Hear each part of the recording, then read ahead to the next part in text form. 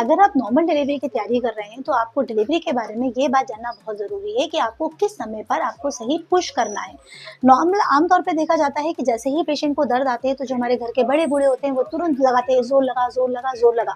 सो अगर आपने गलत समय पर ज़ोर लगाया तो वो ज़ोर लगाना मरीज़ के लिए और ज़्यादा खतरनाक हो जाता है। तो आज मैं आपको बताऊँगी कि ज़ोर लगाने का सही तरीका क्या है।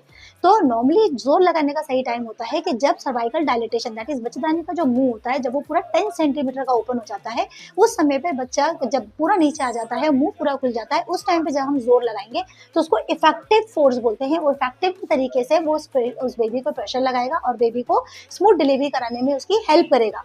और अगर हम समय से पहले अगर हमारा बच्चेदानी का मुँह नहीं खुला है और हम समय से पहले अगर ज़ोर लगाने लगेंगे तो जो सर्विक्स होता है, जो बच्चेदानी का मुँह होता है, उसके ऊपर स्वेलिंग आ जाती है, जिसको सूजन बोलते हैं हम लोग, और बच्चे के सर पर भी सूजन आने लगती है, जिससे कि बच्चे की जान को भी खतरा हो जाता है। तो इसलिए समय से पहले प्रेशर पुश करने से, समय से पहले ज़ोर लगाने से दोनों की सूजन बढ़ जाती है। इसीलिए सही डॉक्टर आपको बताता है कि किस टाइम पर आपको पुश करना है, उसके पहले आपको पुश नहीं करना है। पुश करने के लिए बेबी का एप्रोप्रिएट पोजीशन में आना ज़रूरी है और सर्वाइकल डायलेशन 10 सेंटीमीटर का होना ज़रूरी है।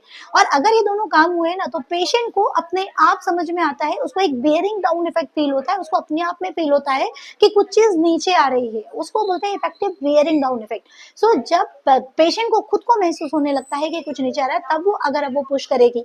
और जब हम पुश उस टाइम पर अगर हम जोर लगाएंगे तो गहरी-गहरी आपको सांसें लेनी है और गहरी सांस लेने के बाद आपको पूरे फोर्स के साथ उस बेबी को पुश करना है सो दैट आपकी इजीली नॉर्मल डिलीवरी हो पाए।